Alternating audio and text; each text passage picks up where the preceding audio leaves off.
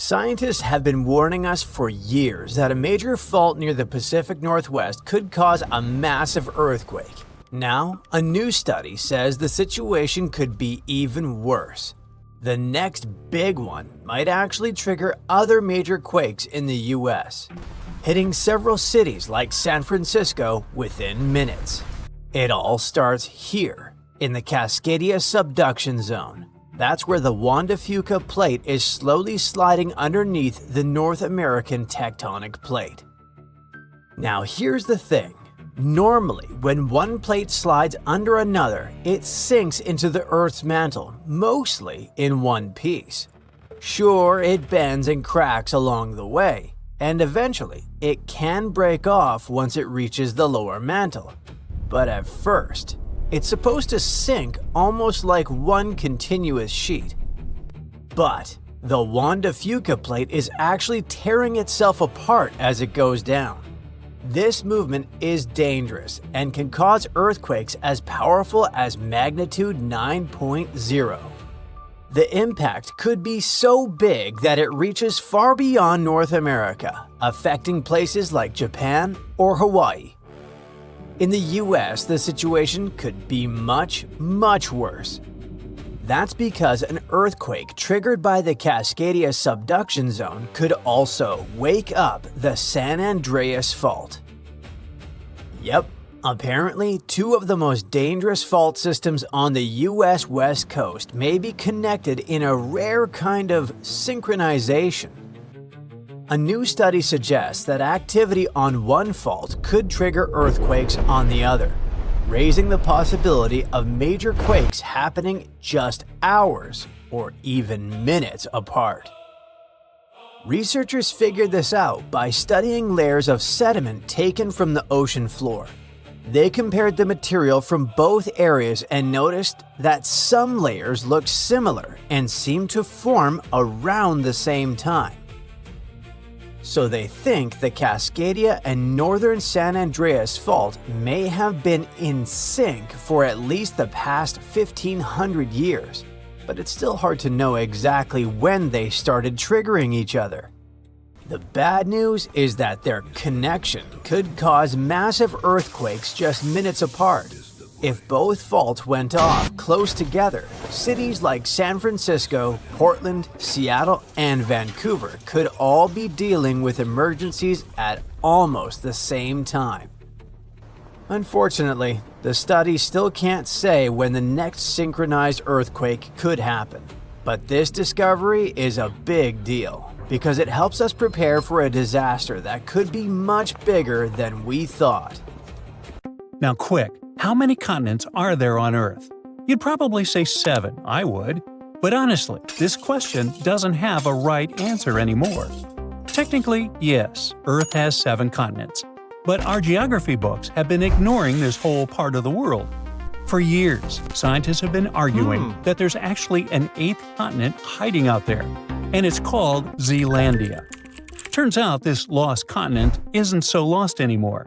A few years ago, researchers finally mapped out exactly where Zealandia is and how massive it really is.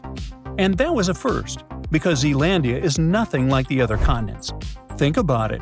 Asia, Europe, Africa, you can spot them from space, or better yet, just look down at your feet. Right now, you are standing on a continent. But most people don't realize every continent on Earth has parts we can't step on, or even see. A lot of their land is hidden under the ocean, and those areas are tough to map or even explore. Now, imagine a continent that's 94% underwater. That'd be almost impossible to find, right? Well, that's Zealandia, a massive chunk of land located beneath the Pacific Ocean. And there's a reason for that. A long time ago, Zealandia was part of Gondwana, an ancient supercontinent that included South America, Africa, Antarctica, Australia, and parts of Asia. For millions of years, Gondwana held together until it started breaking apart about 200 million years ago. Its pieces slowly drifted in different directions, and one of them was Zealandia. At first, it was still connected to both Australia and Antarctica.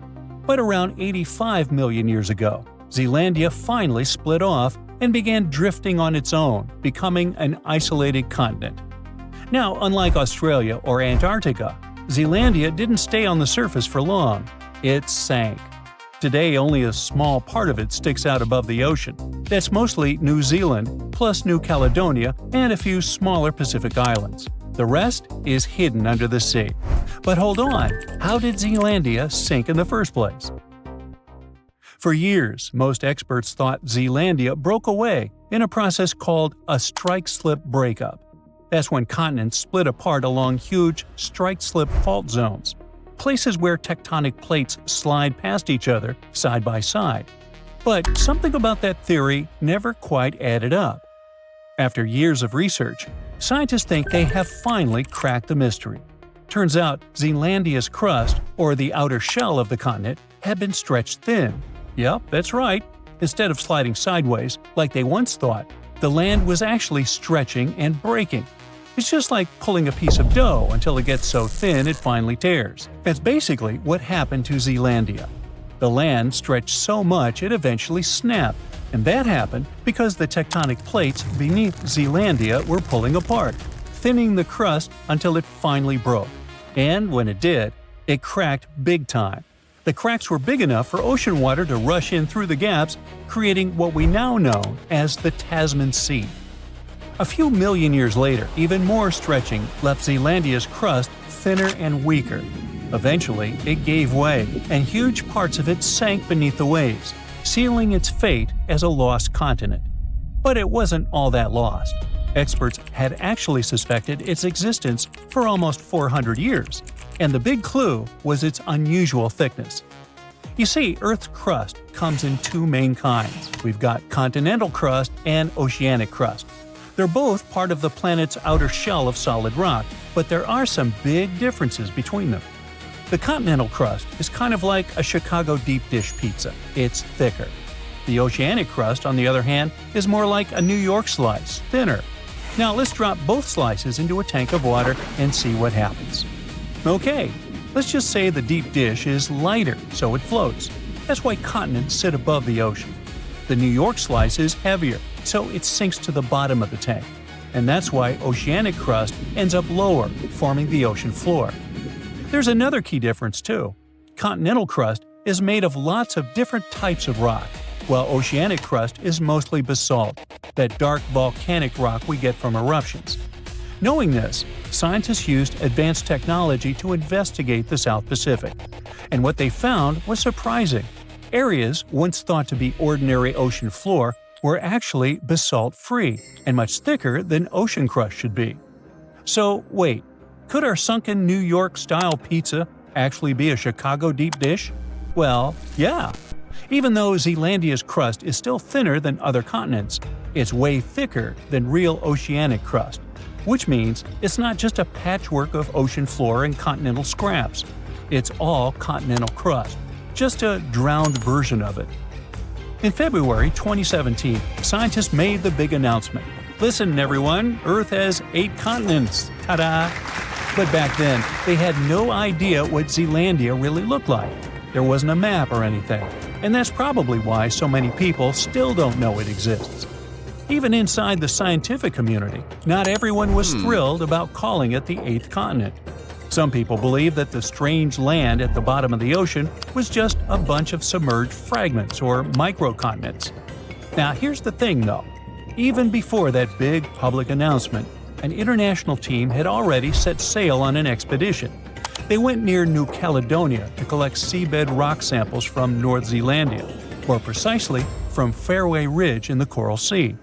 Fast forward 6 years, and those very samples unlocked a major discovery about Zealandia: its true size. The combination of rock dating methods, magnetic signatures, and tectonic mapping helped scientists define where Zealandia's boundaries lie. And they found that Zealandia has nearly 2 million square miles of landmass. To put that in perspective, that's about 20 times bigger than New Zealand. For many specialists, its size and completeness basically rule out the idea that Zealandia isn't a real continent. But why doesn't it feel official yet? I mean, we don't see it on maps, right? Well, that's because it's hard to get everyone to agree on calling it a continent. And the biggest reason people resist it so much might be pretty simple. It's just not convenient. You see, continents are generally identified by convention rather than by strict criteria. Depending on the perspective, people recognize 4, 5, 6, or 7 continents, because there's no such thing as a continent authority, and you are not going to see an international commission go on TV to name a new continent, or to make an official list of how many there are. Being almost entirely underwater doesn't help Zealandia's case. I mean, is it really fair to call it a continent like Asia or Africa? Some people argue that if Zealandia qualifies, then other smaller blocks of continental crust, like the Cocos Islands or other microcontinents, could also make the list. So, how many more continents would we have to add to the list? See why it's not very convenient? Maybe it's safer to call Zealandia a submerged or sunken continent. That's more accurate. Although, to be fair, the true definition of a sunken continent is still kind of fuzzy. But honestly, I wouldn't worry too much about the official definition of Zealandia. What really matters is that fully mapping it is already a big deal. Just keep in mind that large parts of it remain unexplored. Scientists are confident that technologies like seismic imaging and deep-sea drilling will uncover even more about its structure and history. And just because Zealandia is mostly underwater doesn't make it any less of a geological marvel. This sunken landmass actually preserves clues about Earth's past that we might never see on continents above the surface. It might help scientists understand how continents shift as the plates move around. They also hope to find more clues about how drifting continents affect sea level, climate patterns, and the distribution of plants and animals. Each new discovery could sharpen our understanding of how Earth's surface reshapes itself. So, continent or not, Zealandia has already changed how we see our planet. So, since 2000, the world has been hit with more than 1,700 earthquakes with magnitude greater than 5. Many happened around the Ring of Fire, located around the Pacific Ocean. In North America, the biggest threat is the San Andreas fault line, which can create an earthquake of a magnitude higher than any other, earning it the spine-tingling nickname, the Big One. The potential destruction of California is a terrifying prospect that could have unimaginable consequences. But the Big One is just the beginning of what's to come. Bad news! Scientists have predicted an earth-shattering event that will occur in 2030. Like it or not, there's a 70% chance that we'll experience the Big One, and it will be an earthquake with a magnitude of 6.7. The San Andreas fault line will cause the Big One, but what is scary is that we can't predict it. On the other hand, a massive earthquake occurs every 100 years. This means there's always time to prepare for a natural disaster.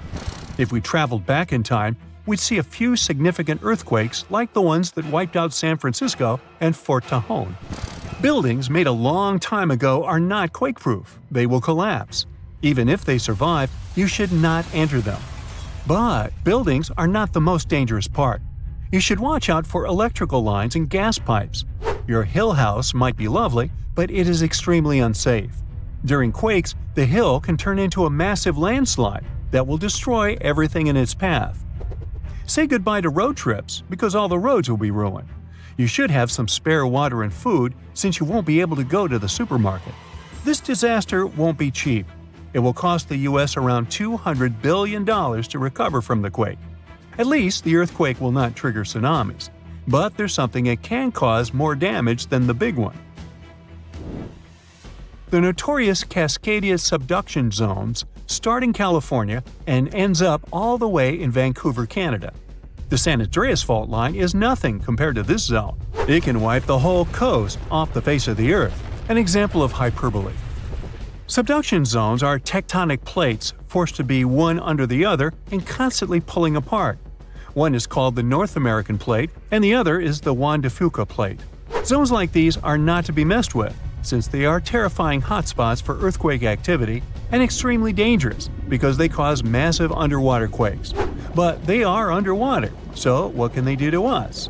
Well, they can cause giant tsunamis, flooding cities, and destroying the coastline. Right now, the most active zone is the Ring of Fire.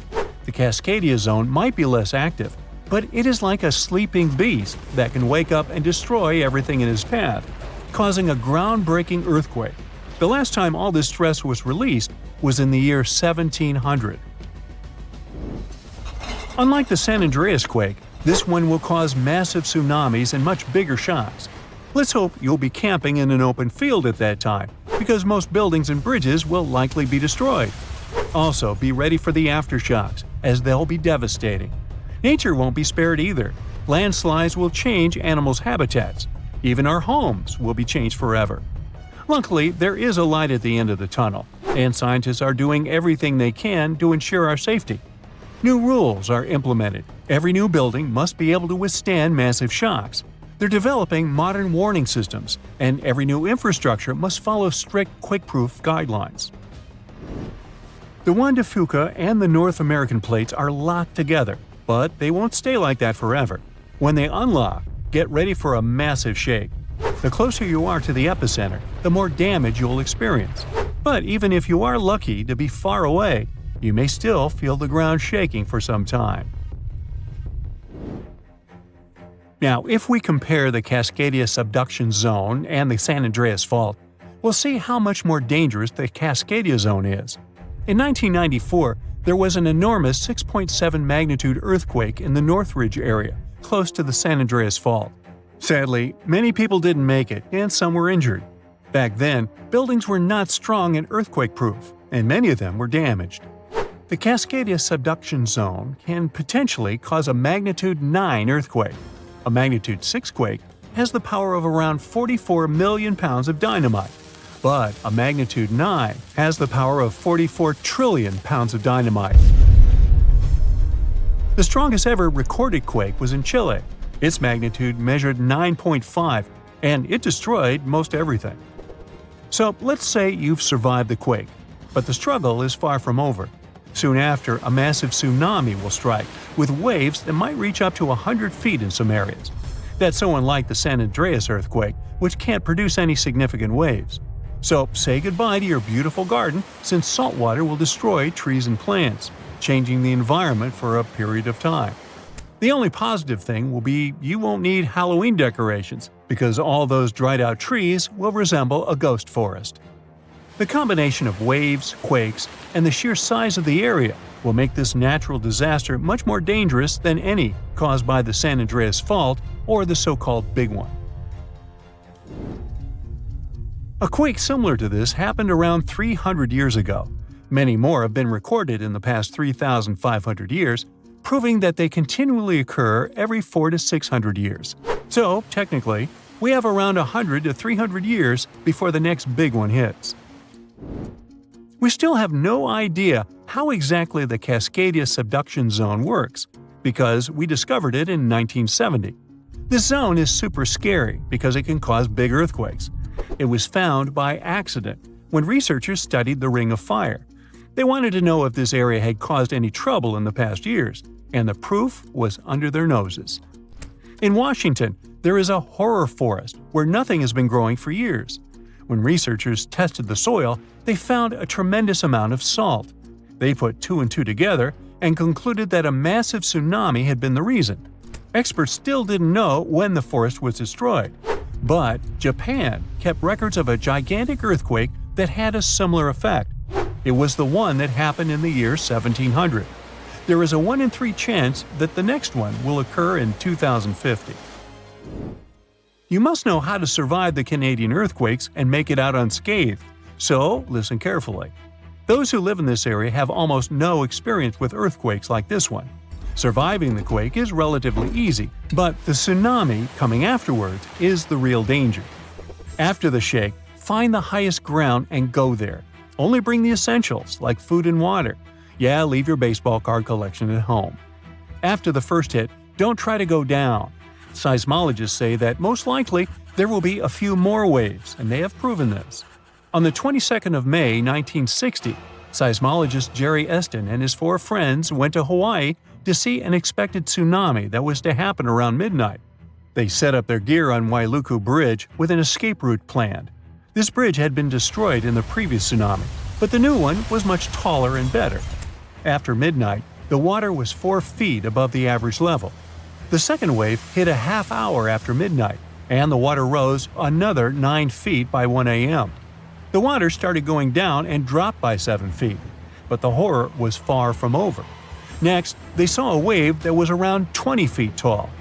This shows us that tsunamis are unpredictable, and we should listen to experts to stay safe.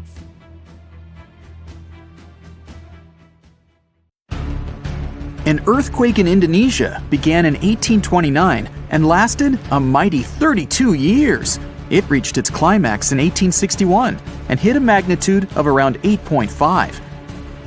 It was caused by the tectonic plates below the island slowly clashing against each other. Researchers discovered that the quake had been building for some time after analyzing the coral in the area. They found it was being periodically exposed to the open air. That was caused by the gradual earthquake moving the land up and down. Scientists call these decades-long silent earthquakes slow slip events.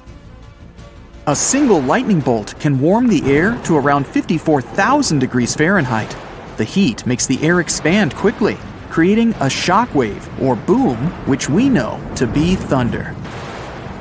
There are close to 3 trillion trees on Earth. That translates to roughly around 422 trees for every person.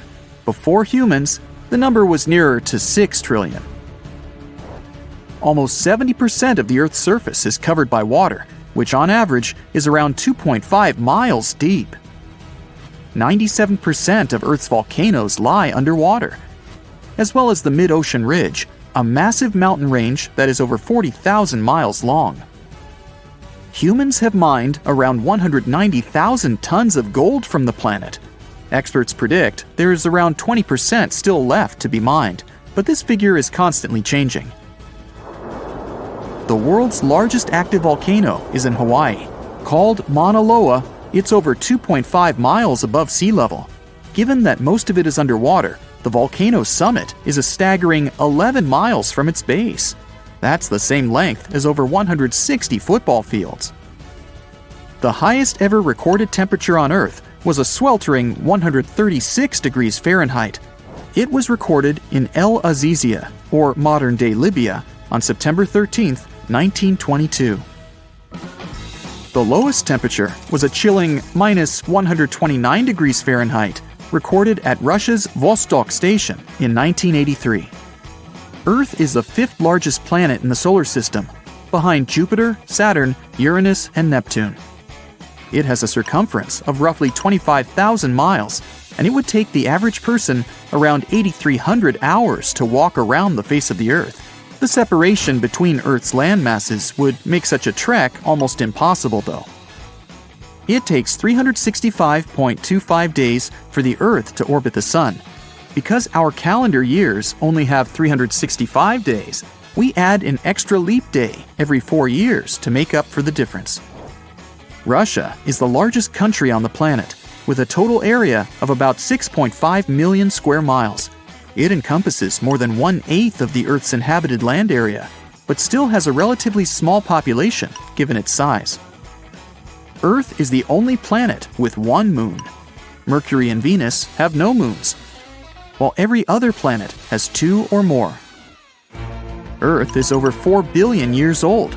Scientists calculate this by looking at the planet's oldest rocks, as well as meteorites that have crash-landed. They used meteorites as they were formed at the same time as Earth, when the solar system was forming. The ground we walk on is basically recycled. The planet's rock cycle turns igneous rocks to sedimentary ones, then transforms those into metamorphic rocks, and back again. Like Earth, our moon also experiences earthquakes. They're less common and intense than the ones we have, and are caused by tidal stresses. A tidal stress is basically the relationship between the gravitational pull of the moon on the Earth and that of the Earth on the moon. Despite being the 5th largest continent, Antarctica holds 70% of the planet's fresh water and about 90% of its ice. Bangkok is the most visited city in the world, boasting 23 million visitors in 2019 alone. Paris, London, Dubai, and Singapore make up the other cities in the top 5. The lowest layer of Earth's atmosphere is called the troposphere and is the reason we have weather. Sunlight heats the planet's surface, which causes warm air to rise up to the troposphere. This air then expands and cools as the air pressure decreases and sinks down, where it is then warmed by the Earth again. Coral reefs are the largest living structures on the planet, with some even being visible from space. Coral reefs hold the most species per area of any of Earth's ecosystems, even more than rainforests. Earth got its name around 1,000 years ago, and it comes from the German word meaning the ground. But there's no evidence to show who actually named it. Of all the planets, Earth is also the only one which is not named after a Greek or Roman deity.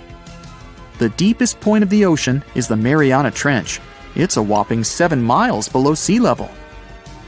Coastlines cover about 20% of U.S. land, but are home to more than 50% of the U.S. population. The Earth isn't actually a sphere. It's more like a squished ball that bulges at the equator. The bulge is caused by the force of the Earth spinning, which makes the north and south poles slightly flat. The Earth spins on its axis, which is basically an imaginary straight line.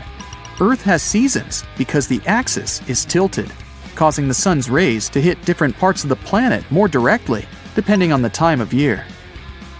If the sun was as tall as a standard door, the Earth would be around the size of a nickel. The Earth's rate of rotation is gradually decreasing. It's happening so slowly that it would take as much as 140 million years for the length of a day to increase to 25 hours. Get equipped for any season with brand new Brightside merch. Click the link and grab your print. The biggest animal on Earth is the Antarctic blue whale. It can reach lengths of 100 feet and weigh up to 400,000 pounds, which is around the same as 33 elephants. The temperature at the center of the Earth is around the same as the surface of the Sun, at almost 10,000 degrees Fahrenheit. Earth is around 10,000 times older than humans. Earth is around 4.5 billion years old, whereas humans have been around for, at most, 450,000 years. There are around 34,000 known species of fish. The actual number is way higher though, as a whopping 95% of our oceans still haven't been explored. America's Route 66 is longer than the journey to the Earth's core. The distance to the core is roughly 2,000 miles. Route 66 is almost 2,500 miles. The Earth is made up of 3 main components: the crust, the mantle, and the core, which is divided into the outer core and the inner core. Scientists have estimated that there are around 8.7 million species on the planet. Out of this, between 1 to 2 million of these species are animals. But roughly 86% of land species and 91% of fish have yet to be discovered by humans. Ancient astronomers used to think that the Earth was the center of the universe. For 2,000 years, they believed the Earth to be static, while other bodies traveled in orbit around us. In 1543, Copernicus published his sun-centered model of the solar system. Earth is the densest planet in the solar system. The density varies across its different crusts, but the planet's average density is just over 3 ounces per cubic inch. Mount Everest is the highest point on the planet. Its peak is the highest altitude above sea level at around 5.5 miles. Each year, 1 septillion crystals of snow fall on Earth. That's a trillion snowflakes. Snow covers about 31% of Earth's land area each year. Of Earth's water, only around 3% is fresh water. The other 97% is salted. Of that 3%, about 2% is frozen in ice and glaciers. So, less than 1% of the planet's fresh water is actually in lakes, rivers, and underground. The world's largest inland body of water, or lake to us normal people, is the Caspian Sea. It has an area of 140,000 miles squared. The world's deepest lake is Lake Baikal in Russia and is 5,300 feet deep. Earth's atmosphere is roughly 78% nitrogen and 21% oxygen, with small amounts of water vapor, carbon dioxide, and other gases. No other planet is believed to have this much oxygen, which explains why Earth is the only planet where life has been discovered so far. Apart from the Moon, there are 2 asteroids in co-orbital orbits with Earth, sometimes called Earth's second moon. 3753 Cruithne is an asteroid that looks like it's following the Earth in orbit, but it's actually following its own path around the Sun.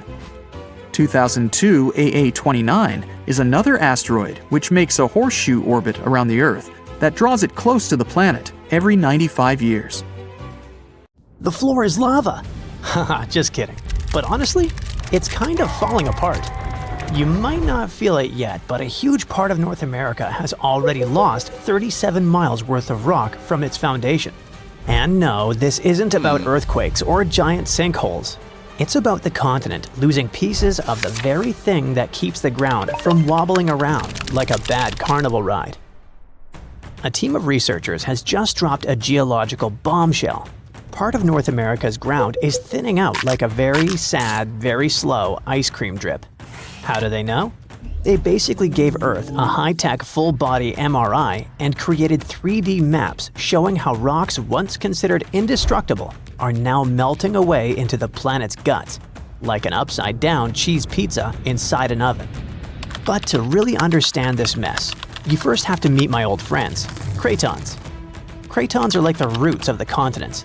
They're thick, tough, and ancient. We're talking billions of years old. These bad boys survived meteor impacts, supervolcanoes, and even the tectonic movement of plates. If the plates got into fistfights, for example, you can bet we would see mountain ranges being born. If they got a divorce, drifting apart from each other, then a whole new ocean would be born. All of these things leave scars on the surface of Earth, but the cratons seem to always remain unfazed, like the cockroaches of geology. And since a craton can basically get punched in the face and feel nothing, scientists always assumed these things were nearly indestructible. But then, a group of researchers took their fancy machines to the test and realized that, wait, the cratons are falling apart? How?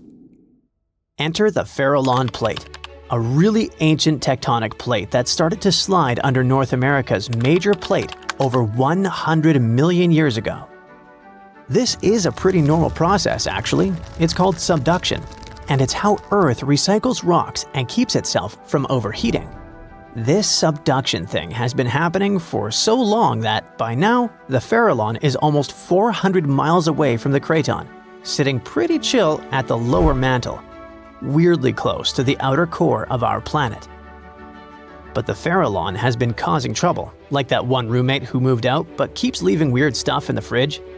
You see, as it sinks, it tugs on the bottom of North America's foundation, stretching it out and causing pieces to fall off into the deep mantle. And if that wasn't enough drama, the sinking Farallon has also leaked water and carbon dioxide into the surrounding rocks, making the craton even softer and easier to shred apart. Thanks, Farallon. Very cool of you. By studying hundreds of earthquakes across thousands of monitoring stations, scientists have confirmed the story. Big chunks of continental material are dripping downward, thinning the craton by as much as 37 miles. That's more missing rocks than can fit into a milk carton. Sounds dramatic, right? But don't worry. This is happening at a snail's pace. It'll take millions of years for anything noticeable to happen. Your great-great-great-great few grandkids from the distant future might still be standing on solid ground. But don't get too comfy. This thing may not be an urgent problem, but there's another type of sinking that's happening faster than you can say, "Help." Here's the thing. By 2050, at least 32 major cities in the US, including New York, Baltimore, and Charleston, could be partially underwater. And guess what? This one is mostly our fault. Scientists noticed that since 2007, some cities have been sinking into the ground between 0.04 and 0.08 inches every year. Charleston, in South Carolina, is pulling ahead in the worst way possible, sinking 0.15 inches annually. Sure, these numbers sound tiny and a bit ridiculous, but Charleston is barely 9 feet above sea level, and a little sinking goes a long way when the ocean is breathing down your neck. On really bad flood days, People there have to abandon their cars and basically swim home. This whole phenomenon is called land subsidence, and when you mix sinking land with rising sea levels, you get a disaster cocktail of flooded streets, salty farmland, ghost forests, and a lot of very cranky homeowners. And it doesn't stop with just homes. Infrastructure like bridges, roads, airports, and power plants, all things we rely on daily, are also at risk of serious damage. Flooded electrical grids and sunken highways could cause billions more in economic losses and create major safety hazards for communities. Now, let's be fair. Not everything is humanity's fault. Some of this trouble dates all the way back to the Ice Age. About 12,000 years ago, massive ice sheets covered the northern US. They were heavy, like seriously heavy. The weight pushed the land down, and when the ice melted, the ground didn't just pop back up like a trampoline. Instead, it started playing a weird game of geological seesaw. The places that were squished started rising, and the places that weren't got pulled down. This whole process, called glacial isostatic adjustment, try to say that 3 times fast. But of course, humans found a way to make it worse. Groundwater extraction is a major culprit. Think of it like pulling the stuff out of the mattress. After a while, the whole thing just sags. In places like California's Central Valley, the land is dropping by up to 8 inches a year because we keep pumping out water during droughts. In cities like New York, the problem isn't just water. Skyscrapers themselves are making it worse. Yep, turns out if you stack millions of tons of concrete and steel onto soft ground, it tends to flatten. And in case you're wondering, the total mass of New York City's buildings is around 1.68 trillion pounds. That's about the same as 3.5 million statues of liberty piled up. With so much weight concentrated over a relatively small area, the underlying soils have no choice but to compress over time. And if you thought it couldn't get messier, think again. We've been building dams, which stop rivers from delivering fresh sediment to coastal areas. That sediment is kind of like Mother Nature's way of fluffing the ground back up. Without it, coastal lands are compacting like an old sponge. Plus, when wetlands are drained for agriculture or construction, the peaty soil dries out and collapses. Honestly, it's like the ground just can't catch a break. Scientists also noticed that the areas that used to be lush wetlands are now among the fastest sinking spots in the country, especially along the Gulf Coast. Louisiana, for example, is losing about a football field of land because of this mix of subsidence and rising seas. So what's the endgame here for us regular people who just want to live above sea level? Well, it's not looking great. Ghost forests, which are basically drowned woodlands, are popping up. Farmland is turning salty and unusable. And even sunny day flooding, where streets flood without any rain, is becoming a thing. Yikes! Meanwhile, over on the West Coast, California is not exactly winning either. San Francisco and Los Angeles are both sinking, which means that rising sea levels could hit them twice as hard and twice as fast. In some places like the Palos Verdes Peninsula, the ground has been sinking so fast, people over there might as well live like moles. So, is America turning into the next Atlantis? Probably not next week, but without serious action, like cutting back on groundwater pumping and planning smarter cities, at least 500,000 people are in serious danger. And the housing damage could easily rack up a jaw-dropping $109 billion by 2050. In the end, while North America isn't about to sink like a poorly made souffle, it's definitely showing some cracks in the crust. So maybe let's ease up on groundwater pumping, rethink how and where we build, and invest a little more in keeping our feet dry. After all, if the floor really does become lava someday, we're gonna wish we had at least fixed the leaks first. If you pull up a map, here, let me do that for you. The Strait of Gibraltar looks almost laughably narrow. At its tightest point, Europe and Africa sit just about 9 miles apart. You could technically kayak that on a calm day, if only it wasn't highly dangerous. Now, engineers want to punch through rock, pressure, and moving continents to turn that ancient divide into a boring 30-minute commute. And it's going to take a lot of boring. Yeah, that's a joke. But wait, why go through all that trouble and not just connect Europe and Africa with a bridge? Well, the biggest problem is the Strait of Gibraltar itself. The water here moves fast. The currents rank among the strongest on the planet. Plus, the strait is exactly where the African and Eurasian tectonic plates meet. The African plate keeps creeping northward, slowly squeezing toward Europe. It moves ridiculously slowly, just a few inches a year. So no one is going to wake up tomorrow and stroll across. Scientists built a detailed 3D model of the region, and it shows that in about 20 years, the strait could finally close and turn into the Isthmus of Gibraltar, basically a land bridge between the continents. But why wait millions of years? Plus, right now, that slow plate movement still causes real-world trouble.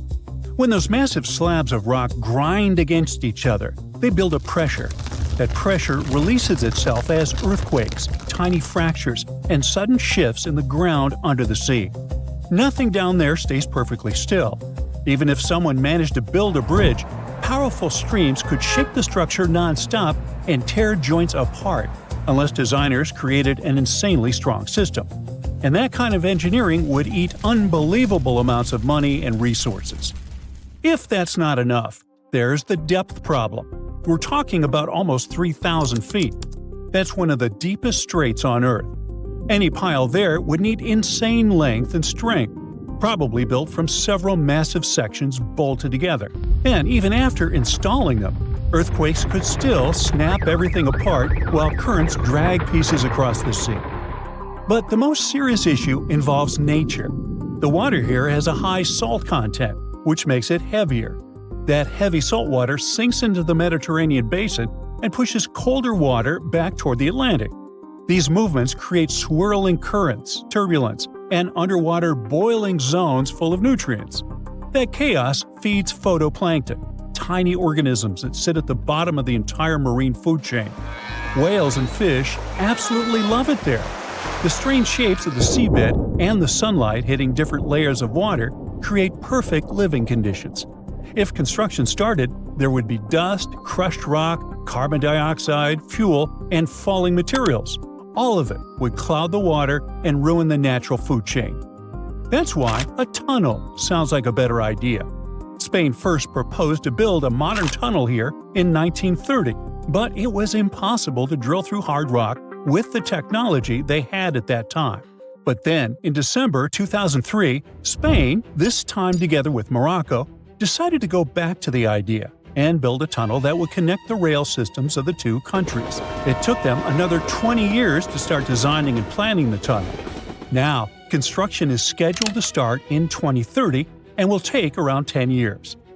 This tunnel will need to be a true engineering marvel that will live with the motion of tectonic plates, not go against it. The structure will need flexibility, shock resistance, and a safety margin for movements that no one can perfectly predict. So, according to the new project, the tunnel would plunge down to more than 1,000 feet below sea level at its deepest point. That makes it about 6 times deeper than the Channel Tunnel between England and France. Now, length matters too. The full tunnel would stretch close to 25 miles, with roughly 17 miles directly beneath the seabed.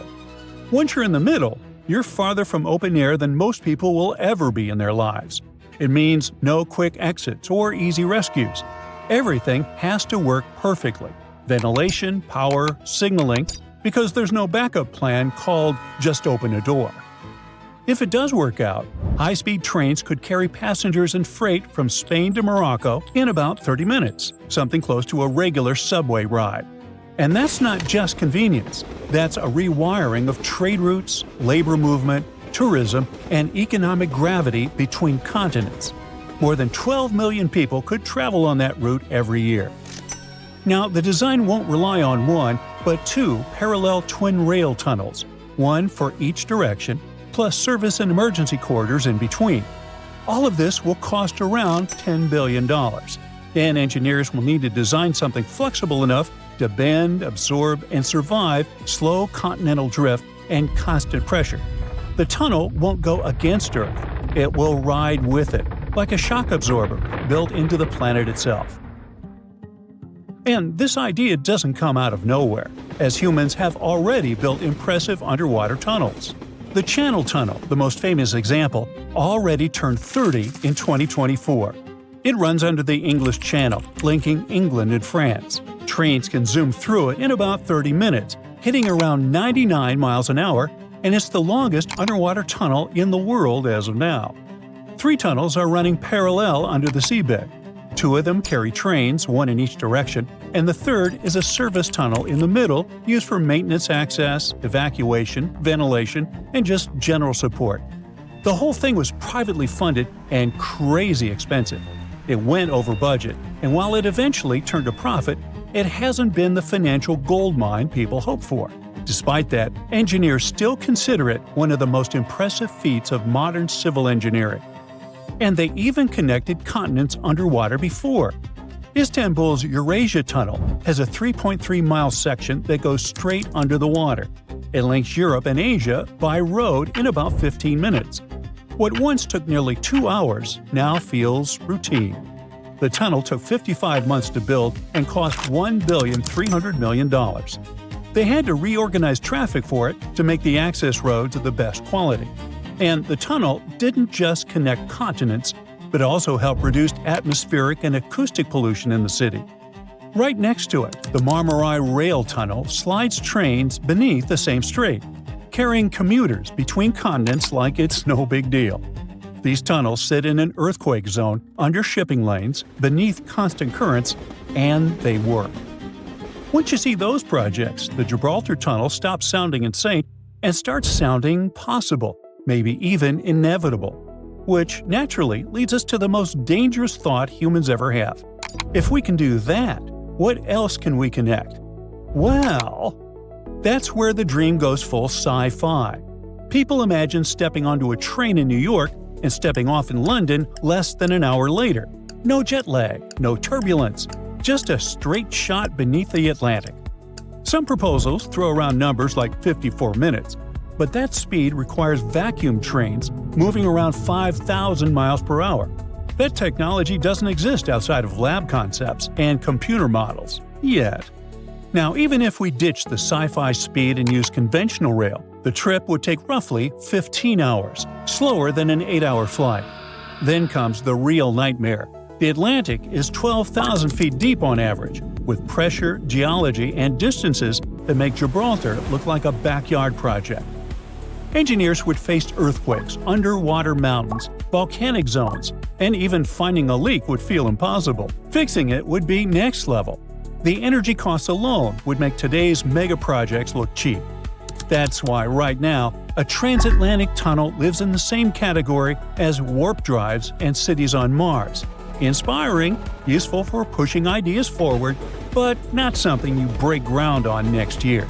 The Gibraltar Tunnel, though, sits right on the edge of that line between impossible and inevitable. What once separated civilizations now tempts us as a corridor. What once seemed impossible now connects continents. While you're watching this video, pieces of continents are slowly breaking off from below and are pulled down into the oceanic mantle, a hot, mostly solid layer that moves slowly under the seafloor. As soon as these fragments reach the mantle, they can trigger volcanic eruptions in parts of the ocean where there are no volcanoes. Plus, when continents break apart, it happens not only at the surface, but also deep down. But more on that later. This process can continue for tens of millions of years. The new study shows that Earth's insides are even more dynamic than we thought. It also explains why many volcanic islands, including Christmas Island in the Northeast Indian Ocean, contain unusually high levels of certain chemical elements. The thing is, these elements are normally only found in continental crust. Well, scientists did suspect that these elements showed up because some powerful forces deep inside the Earth took old, recycled pieces of rock and mixed them into the mantle. This process works a bit like when you mix together ingredients for cake batter. But before, Researchers believed those elements came from two main sources: sediment that sank into the mantle as oceanic plates got pushed down, or from mantle plumes.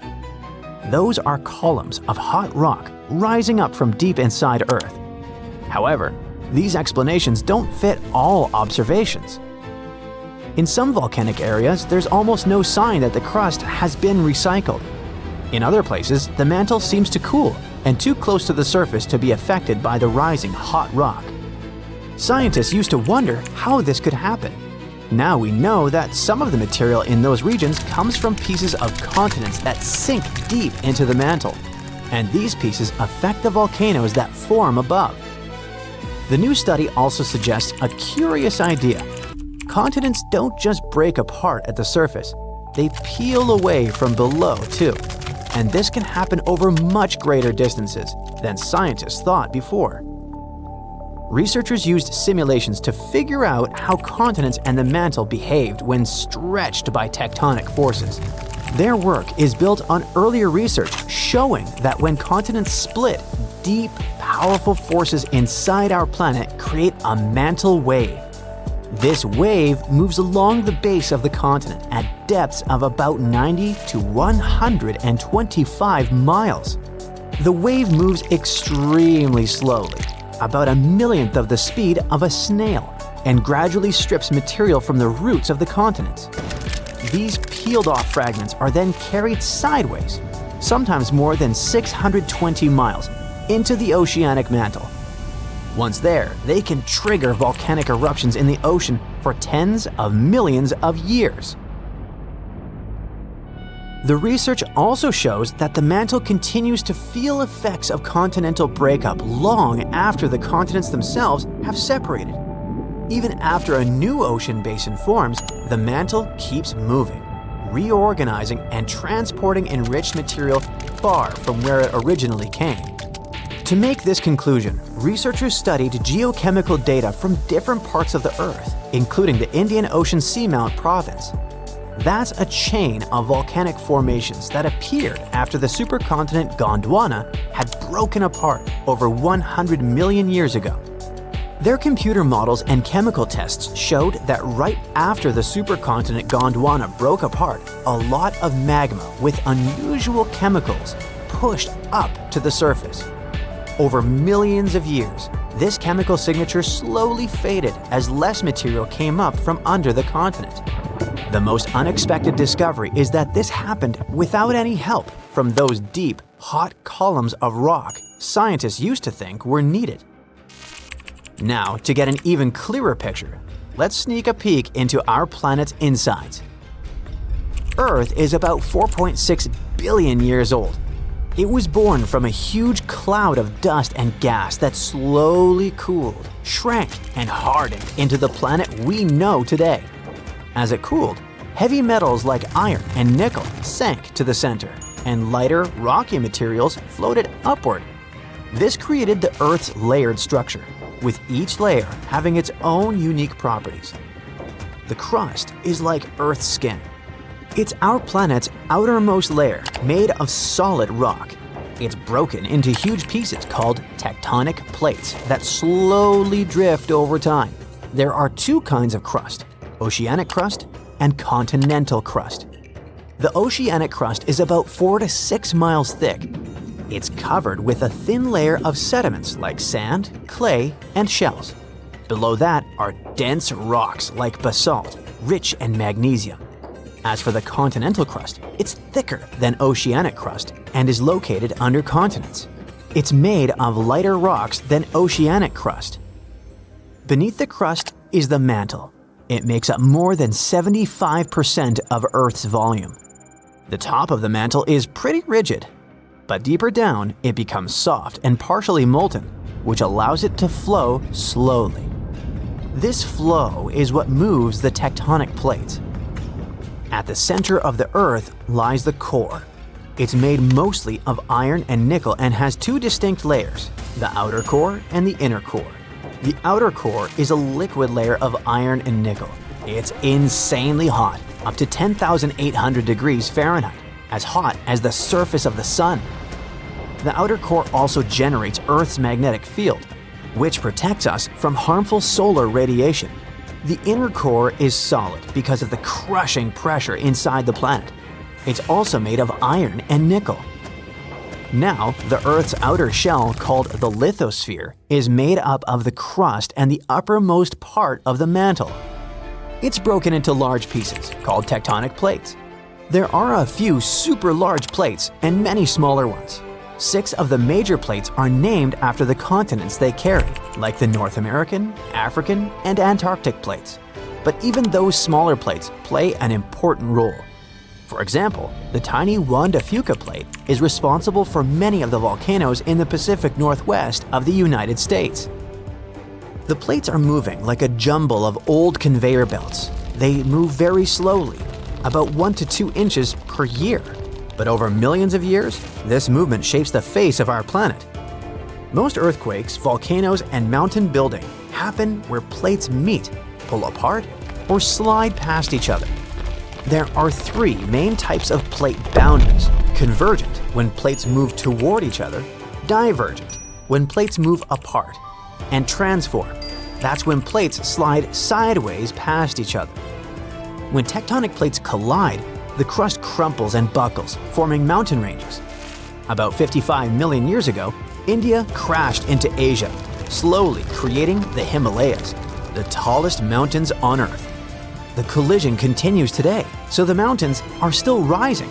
Mount Everest, the highest point on Earth, may even grow a tiny bit taller over time. At some convergent boundaries, an oceanic plate dives under a land plate in a process called subduction. The land above lifts up, forming mountains, and the sinking plate melts and triggers volcanic eruptions. This is how some mountains in the Andes of South America were formed. When 2 oceanic plates collide, one usually slides beneath the other, creating deep ocean trenches, like the Mariana Trench in the North Pacific, the deepest point on Earth. These collisions can also form underwater volcanoes that eventually rise above the ocean and turn into island chains, such as Japan. At divergent boundaries, tectonic plates move away from each other. In the oceans, magma from deep in the mantle rises to fill the gap. This creates underwater mountains and volcanoes along the seam. This process renews the ocean floor and slowly widens the ocean basins. By the way, a single mid-ocean ridge system connects all the world's oceans, making it the longest mountain range on Earth. On land, when plates pull apart, they form giant valleys, such as the Great Rift Valley in Africa. If this stretching continues over millions of years, East Africa could split off to become a new landmass. One famous example of transform boundaries is the San Andreas Fault in California. Unlike convergent or divergent boundaries, transform boundaries usually don't create mountains or oceans, but the grinding motion can cause powerful earthquakes, such as the 1906 earthquake that destroyed much of San Francisco. Now, at first glance, it seems like we're on a giant raft called a continent that's just floating around on some molten lava until it hits another continent. Okay, let's make a quick stop at high school science class. Our home planet is like a cake with different layers of ingredients stacked up on top of each other. The Earth's core, mantle, and crust. Hey, where's the frosting? The cake batter on top represents the crust of the Earth, made up of 3 types of tasty rock: igneous, sedimentary, and, say it with me, metamorphic. These rocks are formed in different ways, such as from solidified lava or from the deposits of particles and minerals. The crust is what we stand on, a home to our continents, oceans, and everything we see around us. Then you have the mantle, not the baseball player, the layer that lies right below the crust. Many people think that the mantle is just lava, but it's not quite like that. Just like how you mix different ingredients in the cake batter, the mantle is made up of different types of rocks that are constantly moving and shifting. And finally, we get to the sweetest part of the cake, the center, or in the case of Earth, the core. It has 2 parts, the outer and inner core. The outer core is made of molten rocks and metals that are incredibly hot. Ow! even hotter than the surface of the sun. The inner core is solid, even though temperatures there are crazy.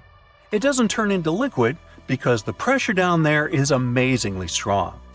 When you see all this, you can easily think that below us there are endless miles of lava and hot rocks. So, how come tectonic plates move at all? The continents don't float on a sea of molten rock. The oceanic and continental crusts really sit on a mantle. Sure, there's a layer of liquid rock in our planet, the outer core, around 1,800 miles below the surface, but it's separated from the surface by the mantle that's thick and solid. So, the Earth's tectonic plates move around because they're on a thick layer of solid rock, the upper mantle. Basically, this rock is under incredible pressure and heat, which makes it flow in slow motion over time. Think of it like honey or syrup that you pour over your cake layers. As you move the cake around, the honey or syrup will also move and flow. Similarly, the upper mantle can flow and drag the parts above it along, just way slower than honey. And the rock is both breakable and flexible. It can crack and break like a cookie, now I'm getting hungry, but it can also stretch and bend like a piece of taffy. When the plates get caught on each other, they can't move anymore. But when they break free, they start drifting again, like puzzle pieces shifting around until they find their perfect fit. Extremely high temperatures and pressure are the reason this flow happens. It's like a big pot of soup on the stove. As the soup heats up, it starts to move around, carrying heat from one spot to another. Is it lunchtime? And speaking of lava, it's not just molten rocks that travel all the way up from the outer core to volcanoes. When tectonic plates come together and one slides underneath the other, they create a lot of heat and pressure while grinding against each other. It's like rubbing your hands together fast and they start to get hot, or when you start a fire with rocks. And as the melted rock, or magma, rises to the surface, it can create volcanoes. Now, long ago, the Earth's land was not divided into continents as it is today. Instead, there was one giant landmass known as Pangaea, meaning all Earth in Greek. Whoa! Imagine being stuck in the middle of this giant ocean. So, over time, this supercontinent slowly broke apart. Its parts drifted away from each other and formed the separate lands we call continents. This idea first popped out in the 16th century when one cartographer realized the coastlines of Africa, America, and Europe appear like they could fit together like puzzle pieces. Later, researchers realized the rock composition of their coastlines was similar, which means they used to be part of one giant mass, and they call that the theory of continental drift. At first, people were pretty skeptical about that idea because they didn't know how such massive lands could move around. Now, we'd all be able to explain that part, right?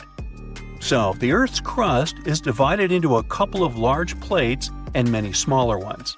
All of them are still moving, even though it's in slow motion. We can't sense it, and we won't see any particular changes during our lifetime. It's a process that lasts hundreds of millions of years. As the plates move, they interact with one another in fascinating ways. For example, when two plates collide, one may be forced beneath the other, which would help create a subduction zone. Over time, this is the way you get many cool things like volcanic islands, trenches, and even entire mountain ranges. Plates apparently started moving around 3.5 billion years ago. It took them a while to group into the first jigsaw supercontinent we know about called Ur.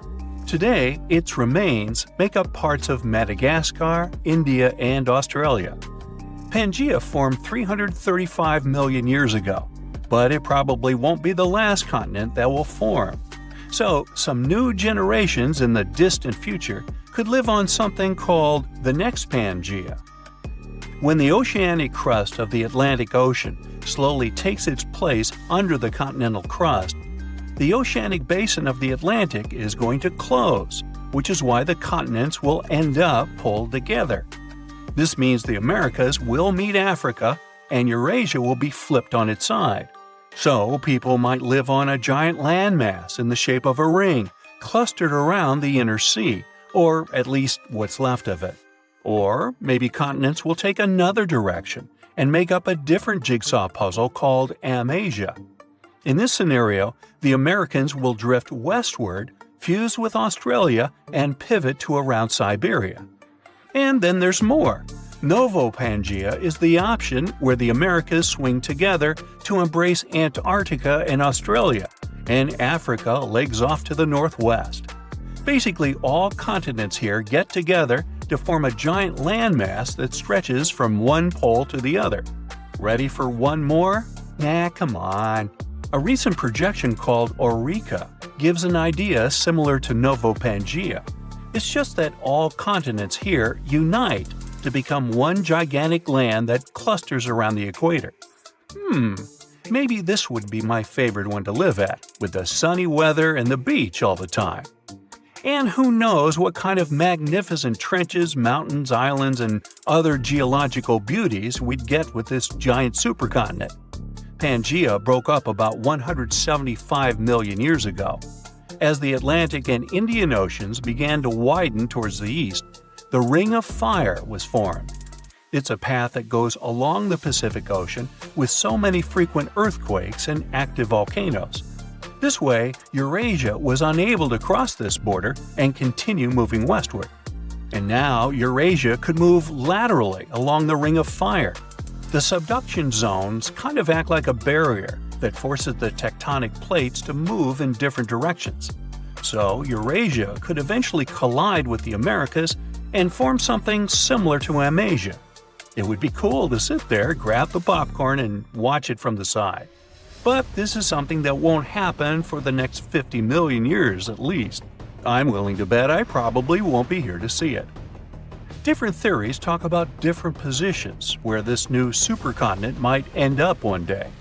But it seems it will probably be somewhere in the polar area, centered on what we today recognize as the Arctic Ocean. Not my cup of tea. Bring me back the sunny one. Wait, scratch that. Let's go eat. So look at this narrow passage between the north of Morocco and the southern part of the Spanish region. It's called the Strait of Gibraltar. There are only 8 miles between the two continents, but for some reason, there's no bridge, despite people having been dreaming for centuries about connecting these two regions. There are places in the world where a bridge over water stretches for a much greater distance. For example, the Lake Pontchartrain Causeway near New Orleans, Louisiana, goes for 24 miles, which is 3 times the length of the hypothetical bridge between Africa and Europe. That's listed in the Guinness Book of World Records as the longest continuous bridge passing over water. It consists of 2 parallel bridges and connects the urban area of New Orleans with small settlements in the north of Lake Pontchartrain. 9,000 concrete piles hold more than 1,000 decks above the water.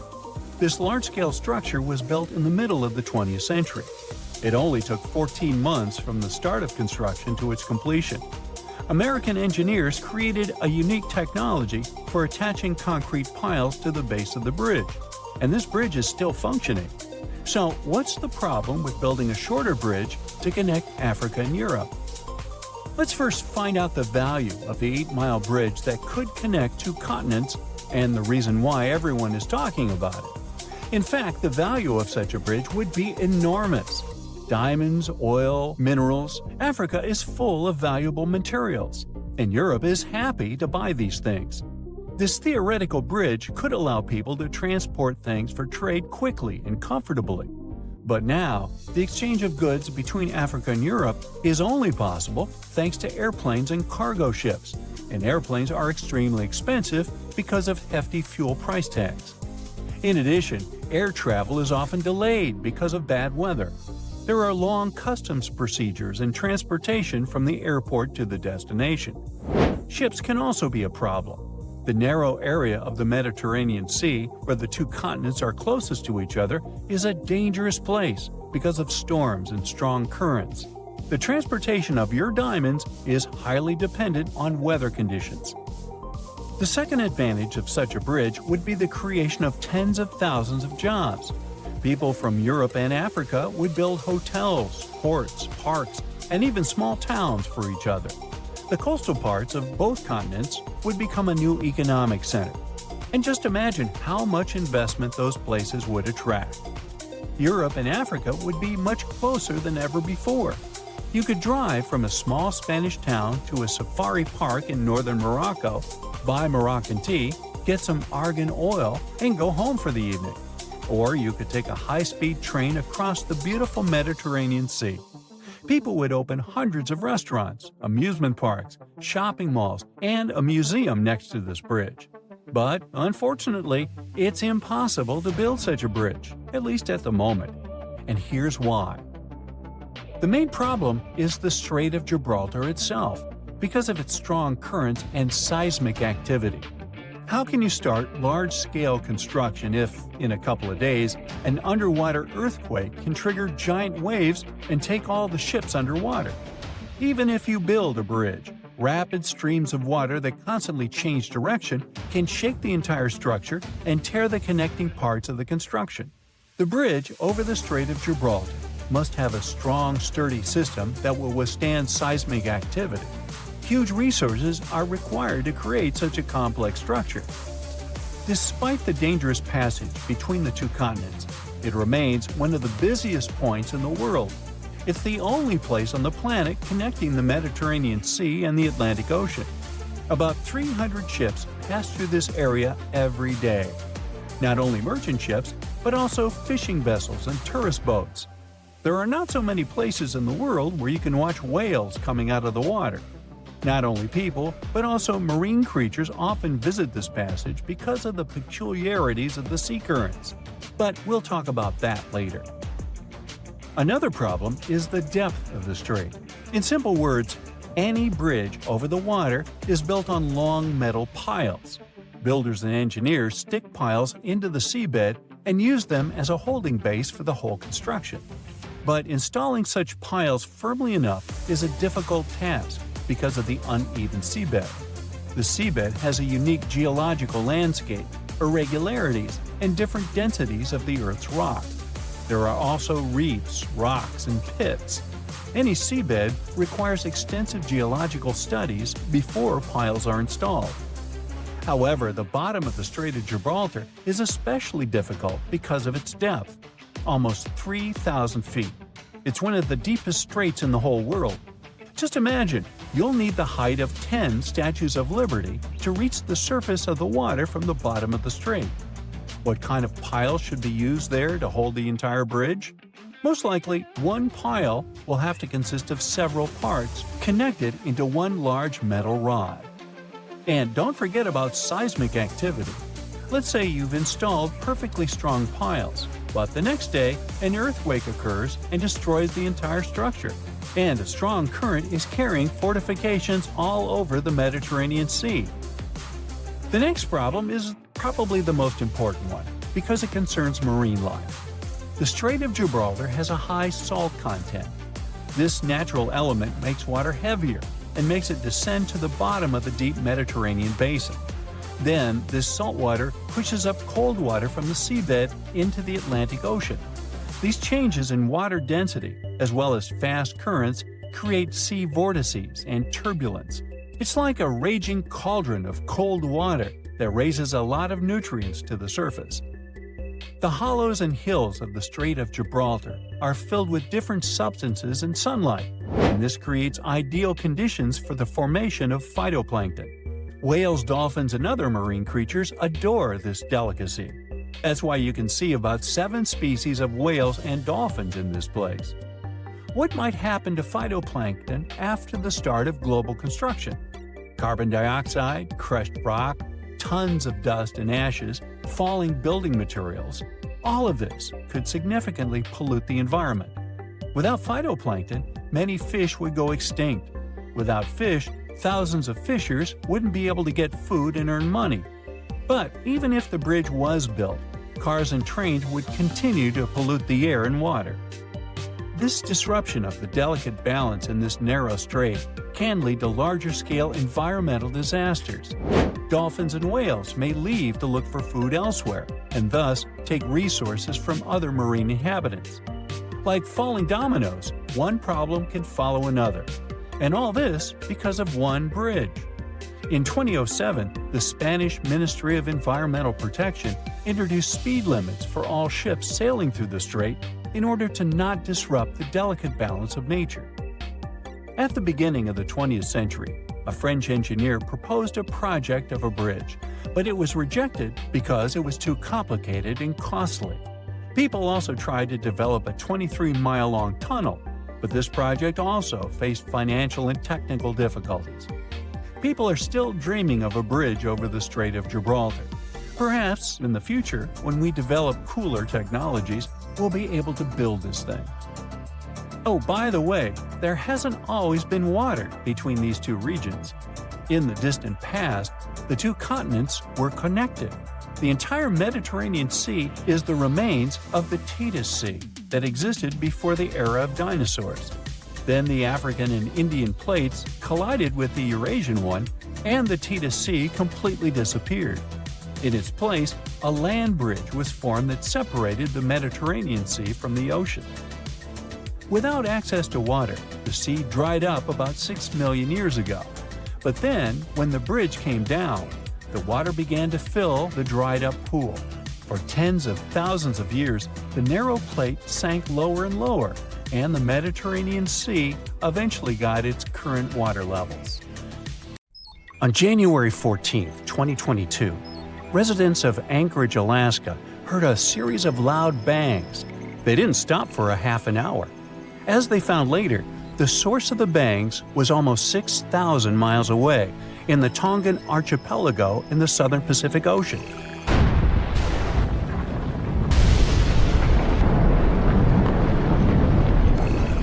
The Hunga Tonga underwater volcano abruptly woke up from its sound sleep.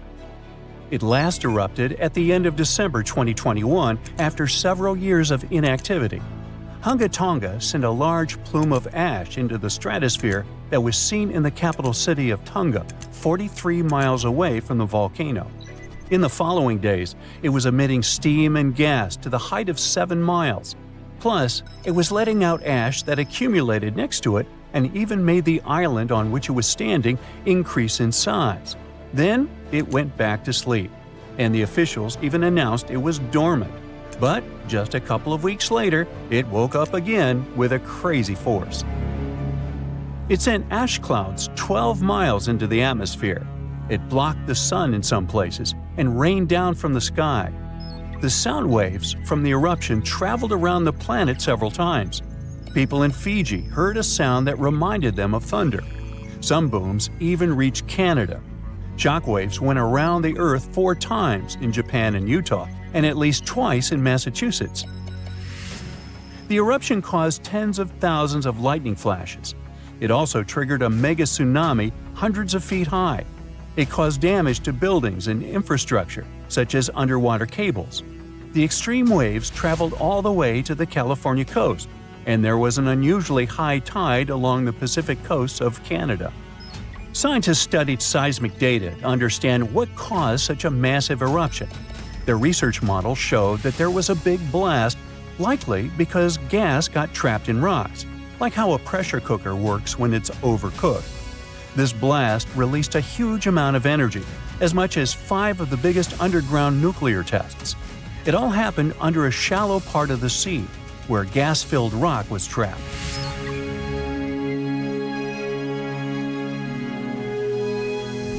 Now, normally when a volcano erupts, the fumes cause a temporary cooling effect on the Earth's surface. But Hunga Tonga's eruption was different. It didn't produce many fumes, but released a massive amount of water vapor, equal to 60,000 Olympic swimming pools. The intense heat of the eruption turned vast amounts of seawater into steam, which then blasted high into the atmosphere. All that water vapor ended up in the stratosphere, a layer of the atmosphere that's too dry to form clouds or rain. Scientists don't have any observations of volcanic eruptions like Hunga Tonga to predict its long-term effects on our weather patterns. This is because the only way to measure stratospheric water vapor is with special satellites, which have only been around since 1979, and there hasn't been an eruption similar to Hunga Tonga in that time. In fact, the Tonga eruption is the most well-recorded blast of its kind in recent history. Scientists had lots of tools to study it, like satellites that took pictures from space and sensors that listened to the vibrations and movements in the Earth. There was a similar eruption in 1991 at a volcano in the Philippines, but back then, they didn't have as many advanced tools as they do now to study it closely. Experts from different countries looked at satellite data right after the Hunga Tonga eruption. They wanted to find out how long water vapor would stay in the stratosphere, where it would go, and of course, what this would mean for the planet and for all of us. The first big result of the eruption, at least partially, was a huge hole in the stratosphere that was hanging on for several months in 2023. By the time it appeared, the water vapor had reached the polar stratosphere over Antarctica. But Hunga Tonga ended up with just a minimal effect on global average temperatures, at least for now. Let's just hope it won't repeat the story of Mount Tambora volcano in present-day Indonesia. Over 2 centuries ago, in 1815, this bad guy interrupted and caused the year without a summer. In the following year, the winter was unusually cold and wet across Europe and North America.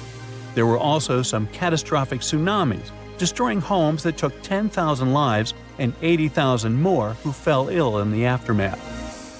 Now, you can't miss an event like Hunga Tonga or Tambora eruption, but some underwater volcanoes are discovered by accident. A passenger on a commercial flight looked out her window above the Pacific Ocean and saw a weirdly colored patch on the water. She thought it could be an oil slick or a floating pumice raft, which is a telltale sign of a recent volcanic eruption. She decided to send a photo of this scene to a geologist. And that's how scientists found one of the largest volcanoes in the world, Havre. It's hiding about 3,000 feet below the surface. In 2012, Havre had a massive eruption that lasted about 90 days. Hot lava poured out of 14 different vents around the volcano's semicircle-shaped opening. Havre is just one of many volcanic systems covered by thousands of feet of water. These volcanoes are the most active on Earth and are part of a giant system called mid-ocean ridges that stretches around the world. This system produces about 75% of all the magma that comes out of Earth's volcanoes each year. It releases over half a cubic mile of lava. When the magma cools down, it forms the edges of new ocean plates, which are like giant puzzle pieces that make up the Earth's crust. A team of scientists studied material left on the ocean floor by volcanic eruptions from the Bronze Age. About 3,600 years ago, a volcano that was partly underwater in the southern Aegean Sea woke up with a bang. This eruption destroyed the island of Santorini and sent massive amounts of ash, rocks, and gases into the air. It left behind thick layers of ash and rock that settled in piles on the ocean floor. Scientists have been studying the ancient Santorini eruption for several years to figure out what happens during such massive ones. Their research helps explain how future volcanic eruptions could affect the weather on our planet. The study also helps scientists understand the strength of the eruptions, how high the eruption columns might go, and the sizes of the waves that form when all that ash and rock settles into terraces on the ocean floor. This information will help predict the dangers of future eruptions. Now, when a volcano erupts, the last place you want to be is inside it. But scientists did it for you. Well, kinda. They produced a smart new imaging technique that uses the best ideas from medical imaging and optical telescopes. Matrix imaging, that's what it's called, makes it easier to understand what's happening underground, even when there aren't many sensors available. These sensors, called geophones, detect and record the movement of seismic waves, which are vibrations that travel through the Earth. By studying these waves, scientists can learn about the distinct types of rocks and how they are arranged beneath the surface. The researchers test their method on a volcano in Guadalupe in the Caribbean Sea. There aren't so many geophones on this site, but the scientists combined the data from multiple geophones thanks to this new tech. They used a special trick called the memory effect to reverse the distortions that happen when seismic waves bounce off different underground materials and figure out what the original signals look like. The researchers could clearly see the structure inside the volcano down to a depth of about 6 miles, with incredibly detailed images in a resolution of over 300 feet. They found out that there are many layers of magma stored underground. These layers are connected to other deep parts of the Earth. Knowing about these layers and how they work could help scientists make better guesses about when a volcano might erupt. If they can do that, they might be able to warn people earlier and keep them safe from dangerous eruptions. Consider South America and Africa. Don't they kind of look like they fit together, like puzzle pieces? Well, they actually did. But about 130 million years ago, South America was like, bye, and slowly started drifting away. These days, it's around 1,800 miles from Africa, and it's still on the move. Every year, the continent shifts a little more toward the Pacific Ocean. So, how's that even happening? Tectonic plates are constantly moving. That's what makes the Earth's surface shift over time, going from this to what we see today. But those movements happen so slowly that you and I can't see them go. So, no, Brazilians or Chileans aren't out there feeling their continent inching westward. But the numbers don't lie. South America is moving, and apparently all it wants is to get as far away as possible from this massive underwater mountain range called the Mid-Atlantic Ridge. But what exactly is pushing the land toward the Pacific Ocean? It is the heat inside our planet. Way down beneath the ocean, there are cracks in the Earth's crust, and magma, super hot melted rock, rises up through those cracks. When that happens, the magma cools and hardens into solid rock. Over time, this process might build underwater mountains, like the Mid-Atlantic Ridge. And as more new crust forms, it begins to push the older crust out of the way. In the process, tectonic plates and the continents riding on top of them get pushed along. Now, on the other side of South America, over by the Pacific, there is the Nazca Plate. It's heavier and it's moving eastward. Since it is denser, it is sliding underneath the South American Plate. This entire process is called subduction, and it's happening at a rate of about 3 inches per year. By the way, the collision between these two plates is what's behind all those breathtaking volcanoes scattered throughout the Andes, and it's also making the continent move. So, if everything goes according to plan, projections show that South America will end up more centered in the Pacific Ocean in the future. But some models suggest something way crazier. Before we get into that, though, we need to clear something up. Why on earth isn't Africa following in South America's footsteps? I mean, shouldn't it be drifting west too? Well, not quite. Africa is doing its own thing because it sits on the African plate. So the Mid-Atlantic Ridge is located between those two continents, and just like it pushes the South American plate, it also pushes the African plate, but in the opposite direction.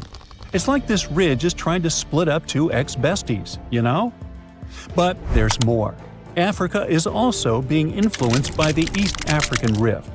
That's one of those massive cracks we talked about earlier, but it's happening on land, which makes it extra dramatic. This is what's causing the continent to slowly split apart. It's a long story, but let's just say the rift is pulling Africa in more directions than South America ever had to deal with. Okay, now it is finally time to talk about that crazier thing that might happen to South America and everything around it in the future. Theory number 1. It could break away from North America. I know, super dramatic, but don't panic. We're talking hundreds of millions of years from now, and I won't be around. You see, both continents are moving in the same general direction, but at different speeds. The North American plate is cruising along at about 1 inch per year, while South America is moving a bit faster. So even though they're heading the same way, they are not keeping pace. Over time, as the Atlantic Ocean continues to widen and the Pacific keeps shrinking, all this tectonic movement could eventually pull the Americas apart. Theory number 2.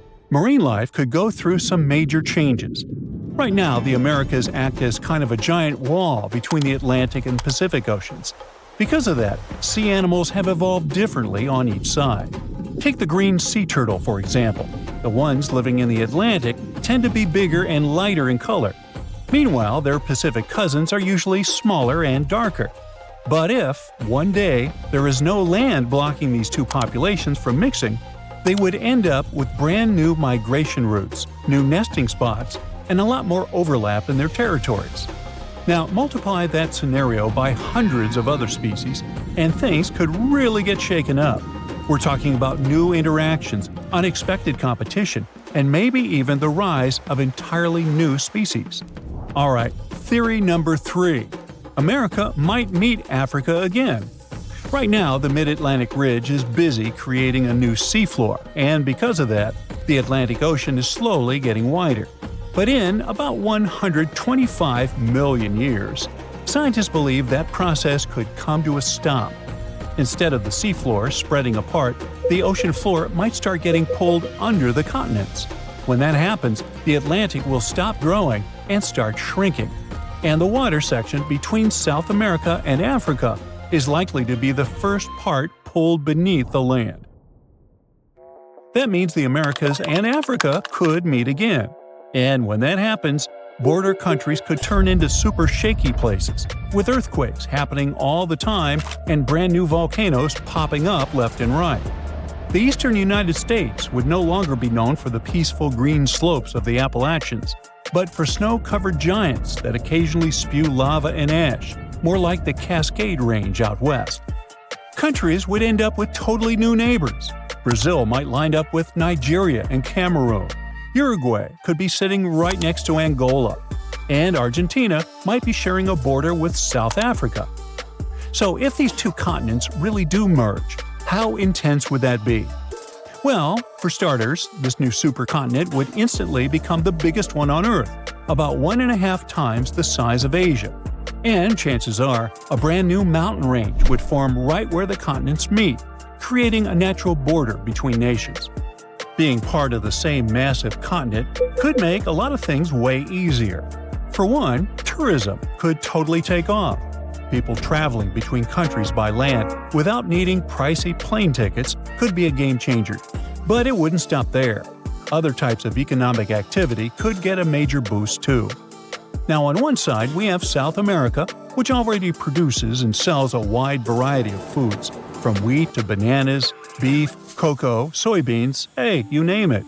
On the other side, there is Africa, exporting things like textiles and clothing. That alone would make them a super powerful bloc when it comes to trading raw goods. But can you name another important thing these two continents have in common? Yep, petroleum. Countries in South America, like Brazil, Venezuela, and Colombia, are major oil exporters.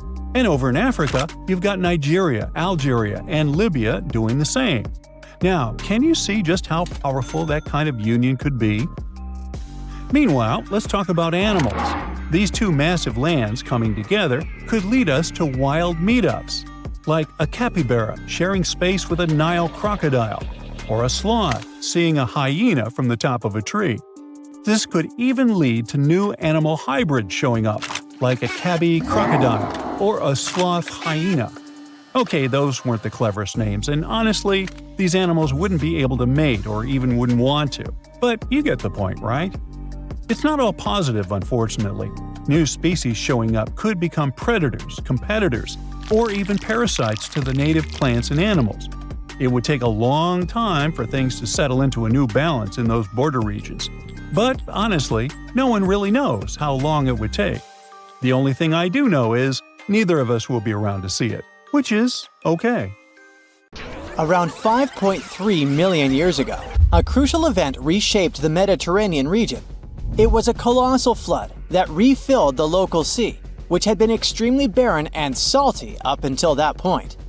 It got the name Zanclean Flood, and it forever changed the geography of the area. The Mediterranean Sea is surrounded by Europe, Africa, and Asia, and connects to the ocean by the Strait of Gibraltar. This is quite a narrow passage, measuring about 8 miles. It may not be that wide, but the strait plays a crucial role in maintaining the liquid balance between these two bodies of water. About 6 million years ago, a bunch of things might have caused the Mediterranean to be cut off from the Atlantic Ocean. Some say it was an ice age. Others speak of tectonic movements, like earthquakes. Whatever the cause, it pushed the Mediterranean area into a period called the Mycenaean salinity crisis. For about 1,000 years, the sea slowly evaporated, leaving behind a dry basin that was several miles below sea level. This crisis really changed the landscape, creating conditions similar to those found in today's Dead Sea. What this means is that the lush Mediterranean beauty used to be a super salty environment, containing nearly 10 times more salt than the ocean. Say you could have visited. You would have been able to effortlessly float on the little water you could find, even if you're not a skilled swimmer. The amount of salt and that mineral content would have made it challenging for most creatures to survive. However, some hardy microorganisms, such as bacteria, could have adapted to these harsh conditions. These days, at the bottom of the Mediterranean Sea, we can find holes as large as the Grand Canyon, and they seem to have formed during that same period of dehydration. Evidence suggests that massive rivers, such as the Nile and the Rhone, flowed directly into the Mediterranean back then, leaving behind canyons as they reached the bottom, thousands of feet below the sea level. People had to find some sort of explanation back in the day for the drying of the Mediterranean, so they came up with myths and legends. One such tale was told by the people of southern Iberia, in modern-day Spain and Portugal. It was also recounted by a famous Roman writer called Pliny the Elder. What this legend said was that the Mediterranean used to be cut out from the ocean until the hero Hercules, with his mighty sword, carved a path. He did so between a fictional location in modern-day Africa and the Rock of Gibraltar. This allowed the ocean waters to flow in, transforming the Mediterranean into what we know today. Some fossils also seem to confirm the unusually large flood. Remains of marine organisms were found in layers high above current sea levels. This means the areas were once submerged underwater. These fossils belong to mollusks, fish, and marine mammals. Because of modern techniques, we now have at least an estimated timing of the Zanclean flood. Scientists used computer simulations to reconstruct the event, providing further evidence that it was real. What they also discovered is that there's a possibility the Mediterranean might change once more. The Strait of Gibraltar could close, most likely because of movements deep under the ground. This could lead to the Mediterranean becoming dry again, over a span of about 1,000 years. The Mediterranean area could disappear altogether if the African continent keeps shifting north too, getting closer to Europe. Another one of those famous yet still a bit hypothetical large floods is called the Black Sea Deluge theory. Some scientists think that around 8,400 years ago, water from the Mediterranean might have spilled over into the Black Sea through a narrow passage called the Bosporus Strait. This could have caused a massive disaster, forcing people living near the Black Sea to pack up their things and move further inside the continent, in both Europe and Asia. Along with them, they might have carried stories about this colossal flood. The specialist that came up with this idea also suggested that these migrating people might have brought along new ways of farming. Not everyone from the scientific community is convinced though. Some argue that while there might have been a flood, it likely happened earlier and was way smaller. They didn't think this flood could have caused, for example, the story of Noah's Ark. In this legend, a spiritual man was warned by a higher entity that a giant flood was on its way. The man went to gather pairs of animals and pack them all in a boat to make sure these species would survive the devastating flood.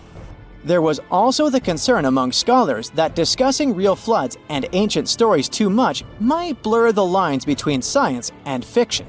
There may be other reasons why these flood stories are so often found across different cultures all over our planet. One idea is that floods were incredibly destructive for early farmers, so they invented myths about them signaling the end of the world. Another idea is that people stumbled upon ancient sea creature fossils in unusual places, leading them to believe there was a significant flood in the past. The solution to future floods, though, might be floating cities. As sea levels continue to rise, coastal cities like Amsterdam, New Orleans, and Venice may go under.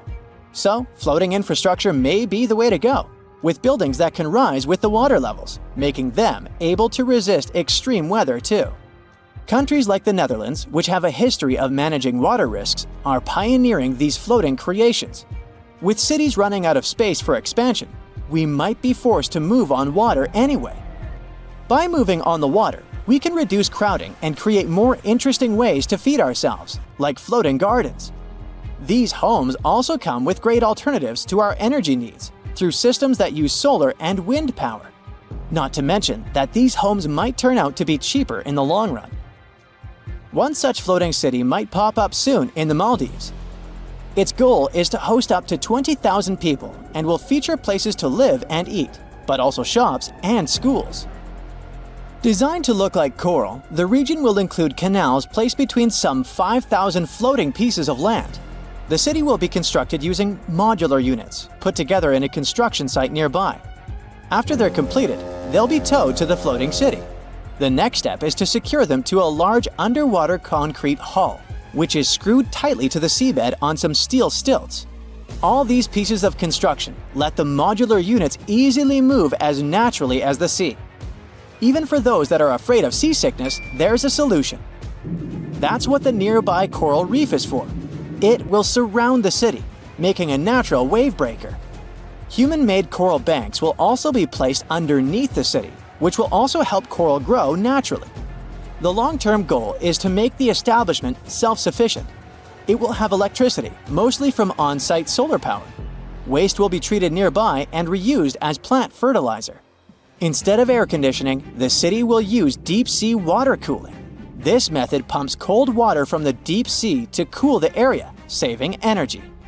Earth is not the only planet that's seen some serious floods. In ancient times, Mars seems to have experienced them too, and they played an important role in shaping its surface. Recent research reveals that billions of years ago, Mars was heavily affected by some serious river flooding, which contributed to the formation of its valleys and canyons. The reason for these floods was heavy rainfall, which reshaped the Martian landscape in a jiffy, at times even within days or weeks. Unlike Earth, where rivers form pretty slowly, Mars experienced rapid changes because of these floods, particularly around 4 billion years ago. We've known for quite some time that there have been floods on Mars, but this study really showed us their extent. We now know they were more widespread and frequent than previously thought. The snowpack over your head splits in two right in front of your eyes and starts tumbling down in the frozen slope to its resting place far, far below. Anything in its way is crushed under the immense mass of snow and debris. You're witnessing an avalanche, one of the most dangerous natural disasters. But what if I tell you about another kind of avalanche, no less blood-chilling than the mountain one? And the most bizarre thing about it is that it occurs underwater. Underwater avalanches are powerful and disastrous natural phenomena, often much more dangerous than land ones. They have the potential to wreak havoc on the entire planet, leading to catastrophic consequences. The most alarming thing? They occur all the time under the surface of the ocean, impossible to see, predict, and extremely difficult to measure. Such avalanches can get 100 times larger than land ones, and they pose a great risk to the world's communications, capable of leaving the entire planet without the internet. But we'll talk about it a bit later. First, let's go 60,000 years back into the past. We're near the northwest coast of Africa, ready to witness the colossal scale and devastating impact of a ginormous underwater avalanche. It started as a quite small underwater landslide in the Agadir Canyon. At first, it was just 0.35 cubic miles of material, but in no time, this mass increased more than 100 times in size while traveling across the Atlantic Ocean floor. As the avalanche sped up and grew, it picked up gravel, sand, rocks, and mud. It carved a devastating path through one of the world's largest submarine canyons, wiping out all forms of animal and plant life on its way. The disastrous flow was so powerful that it literally eroded a 250-mile stretch of the canyon, cutting hundreds of feet into its sides and damaging a total area of 1,740 square miles. That's the area of more than 3.5 New York cities. As for the force of the flow, It was so immense that it propelled massive boulders up the canyon walls to heights of up to 430 feet. Before scientists discovered the evidence of this catastrophic event, they had seriously underestimated the scale of destruction caused by submarine avalanches. By the way, these devastating catastrophes can start not only far away in the ocean, but also at estuaries. Let's go back to 14 January 2020 and see for ourselves. A turbidity current, a rapid, downhill flow of water containing a lot of sediment, rushed more than 680 miles from the Congo River estuary in the deep sea. This current appeared due to two factors: terrible flooding along the Congo River in late December 2019 and unusually large spring tides. This resulted in an avalanche of sand and mud. Its volume was equivalent to 1/3 of all the sediment produced annually by all the rivers in the world. This sediment avalanche accelerated, increasing in speed from 17 feet per second in the upper part of the Congo Canyon to 26 feet per second when it reached the end of the channel, almost 700 miles away from the coastline. This route made it the longest avalanche of sediment ever measured on our planet. 2 days later, the flow reached the deep ocean. The avalanche broke two seabed telecommunication cables, cutting internet data speeds all the way across West, Central, and South Africa. Now, before this disaster, scientists considered that measuring powerful deep-sea avalanches was impractical. But the sediment flow in the Congo Canyon could be monitored directly, finally allowing researchers to assess how major river floods connected to the deep sea. They also concluded that how often underwater avalanches occurred depended on where the observer was. Seafloor canyons that are close to river mouths can experience several tiny avalanches per year. Other systems, far from river discharges like the Agadir Canyon, can only have one monster of an avalanche every 10,000 years or so. You're likely wondering, what can trigger an avalanche under the surface of the ocean? Well, earthquakes, typhoons, high tides, river floods, and even volcanic eruptions. And due to our changing climate, such events become more and more frequent and intense. At the same time, these triggers don't mean that an avalanche is bound to happen, nor do they relate to the scale of the event. See for yourself. In 1755, a powerful earthquake hit the coast of Portugal, wiping out large parts of Lisbon. Tens of thousands of people lost their lives during that disaster, but it only triggered a tiny underwater avalanche. And in 1929, a large earthquake off the coast of Newfoundland, Canada, triggered the largest underwater avalanche ever recorded. The flow traveled at a speed of 42 miles per hour, carrying boulders, sand, and mud. It snapped 11 seabed cables on its journey downhill. The avalanche was so powerful, it produced a tsunami that claimed the lives of 28 people along the coastline. Now, submarine avalanches are totally invisible because they happen deep under the ocean surface, which makes them extremely hard to study. But we must find a way because these flows are super important. They transport sediments, nutrients, and even pollutants across the ocean floor. So, a research team from Liverpool decided to unravel this mystery. Over the last 40 years, they've collected more than 300 samples from the ocean floor. Combined with seismic and bathymetric data, which is a fancy word for ocean mapping, they managed to reconstruct a massive submarine avalanche. It was the first time an underwater avalanche of this size was mapped out. An even cooler thing, the event itself started off pretty modestly, but it quickly evolved into a colossal avalanche that grew to more than 650 feet tall. To put that into perspective, imagine a skyscraper-sized avalanche zooming from Liverpool to London, cutting a trench 100 feet deep and 9 miles wide. Then it spread out over an area bigger than the UK, covering it with several feet of sand and mud.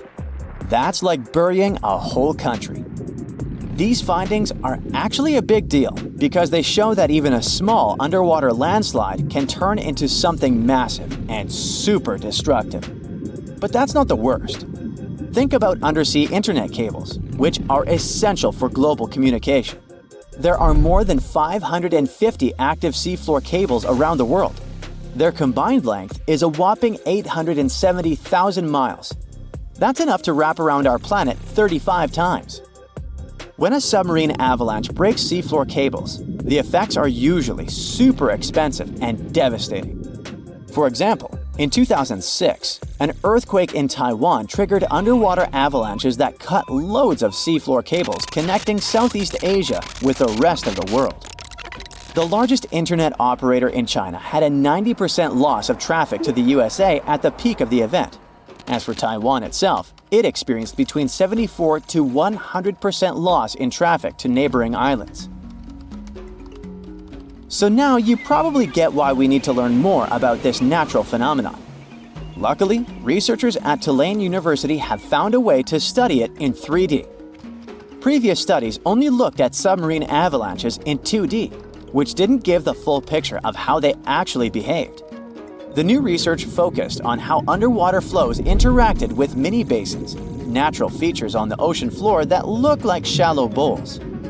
Despite being called mini, these bowls can be huge, up to 4 square miles. When turbidity currents flow into these mini basins, they don't just stop. No, they hit the far side and curl back around like water eddies in a stream. These swirling flows move the sediment around before it settles on the ocean floor. The size of the mini basin and the speed of the flow can change how the current behaves. If the basin is big and the current is slow, it starts to fill up with sediment. But if you crank up the flow speed or shrink the basin, the current starts to overflow, spilling over the basin. To study all this, the researchers created a mini version of a mini basin in a pool and used different speeds of flow to simulate turbidity currents. They even made their own sediment mixtures to see how different sizes of particles would behave. In the end, they managed to mimic real-life ocean conditions, but on a smaller, manageable scale. Pretty cool, huh? Take a look at the map of Europe and find Spain and Portugal. These countries are connected to the continent, yet they seem to lie on a separate piece of land. This area is called the Iberian Peninsula, and right now, as you're watching this video, it's rotating clockwise, slowly moving closer to the rest of Europe. This movement is extremely slow, and of course, you wouldn't feel anything if you were standing there. But over time, this rotation could significantly change the geography of Europe. So, why is this happening? Several large and many smaller tectonic plates cover the planet. These are massive sections of the Earth's crust, about 60 miles thick, resting on the upper layer of the mantle. And these giant plates are constantly moving, not fast enough for us to feel, but relentlessly enough to reshape the entire planet over tens and hundreds of millions of years. So, why do they move at all? No one knows for sure, but the most popular theory suggests that when one part of a plate sinks into the mantle, it pulls the rest along with it. It's similar to a large iceberg. When one part goes underwater, another part rises. Of course, many other factors are involved, such as temperature and gravity. But let's not dive too deep. What matters is that the tectonic plates beneath our continents are always in motion. So, the Iberian Peninsula rotates clockwise because the African and Eurasian tectonic plates are slowly colliding. Thanks to this massive and chaotic process, it's difficult to see a clear boundary between these plates on the Earth's crust. Instead of a sharp line, the boundary bends and shifts, absorbing energy in some areas and releasing it in others, deforming the whole region. But you won't see this boundary on a regular map of continents and countries. The map of tectonic plates looks a bit different. They're much larger and lie beneath our continents. Some plate boundaries are even underwater. The Iberian Peninsula itself sits directly on the boundary between the African and Eurasian plates. But how fast are they moving toward each other? Take a look at your fingernails. They have something in common with these two tectonic plates, which move at about 4 to 6 millimeters per year. That's roughly the average speed at which your fingernails grow. So how did scientists figure this out? Thanks to large-scale research, specialists studied records of numerous earthquakes in the region, the geometry of faults during seismic activity, and also analyzed data from hundreds of GPS stations that track how our planet shifts by fractions of a millimeter each year. The analysis of all this data showed that the tectonic plate boundary behaves very differently on either side of the Strait of Gibraltar, which separates Europe from Morocco. In the eastern part of the strait, the Earth's crust acts like a buffer, absorbing the stress between the two plates. In the western part, this buffer disappears, and Iberia collides with Africa on one side and with Europe on the other. This uneven movement causes the entire peninsula to rotate. But what does this lead to, and why is it important for us to know? In 1755, a powerful earthquake struck off the coast of Lisbon. It partly destroyed the city and triggered a tsunami in the Atlantic Ocean. After that, there were many other smaller yet still destructive seismic events. Modern research helps identify the most dangerous zones along the plate boundary and allows scientists to assess earthquake risks better. Of course, there's still a lot of work to be done. To understand seismic activity fully, scientists need to know how the plates behaved in the past. The first high-precision satellite measurements only appeared around 1999. We don't know exactly how the plates moved millions of years before that, which makes reconstructing geological evolution extremely difficult. So right now, we're witnessing changes in the shape of continents. Are similar changes happening elsewhere? Absolutely. One of the most striking examples is the Great Rift Valley, which stretches from the Afar region down to Mozambique. The East African Rift System lies at the very heart of this massive valley. This is what scientists call the zone where the African continent is slowly breaking apart. Recent satellite images and geological studies have shown that the rift is expanding quite fast and will eventually reshape the entire region. But how fast exactly? About 7 millimeters per year. According to estimates, the entire process will take tens of millions of years. On a planetary timescale, that's relatively fast, but for us, there's no need to worry, at least for now. All these geological changes may seem frightening. You probably imagine massive earthquakes, floods, panic, and destruction. Cities vanish, giant cracks appear in the ground, and chaos is everywhere. Yes, something like that will likely happen, but in reality, these changes will also bring many advantages. As the East African Rift System continues to split, an ocean basin will form, transforming the climate and environment of the entire region. Large areas of land will sink below sea level, and the overall sea level will rise. Essentially, this massive separation will give birth to an entirely new continent. New coastlines will appear, where people will build ports. New shipping routes will be created, significantly improving the region's economy. Access to water will transform agriculture and create many new opportunities for locals. Animals that never lived there before will appear, along with new species of fish and insects. Of course, competition for emerging resources will begin. Countries will redraw borders. There will be a lot of arguments and conflicts, which will lead to great tension. But this is not surprising. People always do this. To better understand what this process will look like, we can look at the past. Imagine a large landmass where people live and build civilizations. Then, over time, this land sinks underwater and separates a small piece of the continent from the larger one. This happened relatively recently in human history, even though most people don't know it. Take a look at Great Britain. Have you ever wondered why it's separated from the European continent? Now look at the North Sea. Thousands of years ago, there was no water here. Modern Britain was connected to Europe by a vast landmass called Doggerland. Around 12,000 years ago, the last major ice age was coming to an end.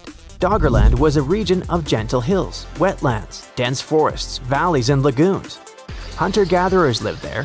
During different seasons, they moved across Doggerland, catching animals, fishing, and gathering nuts and berries. They lived there pretty well and comfortably for a long time. But around 6,000 years ago, these people were forced to abandon their homeland. When the Ice Age ended, massive glaciers began to melt. Sea levels rose dramatically. Water flooded Doggerland and forced people to leave. This was a long process and not a sudden surprise. The water level rose over many centuries. During this time, local populations migrated to what is now Great Britain and the Netherlands. But if Doggerland is completely underwater, how do we know it ever existed? Archaeologists and fishers discovered many artifacts in seabed sediments that indicate human presence. There were ancient bones and tools dating back 9,000 years.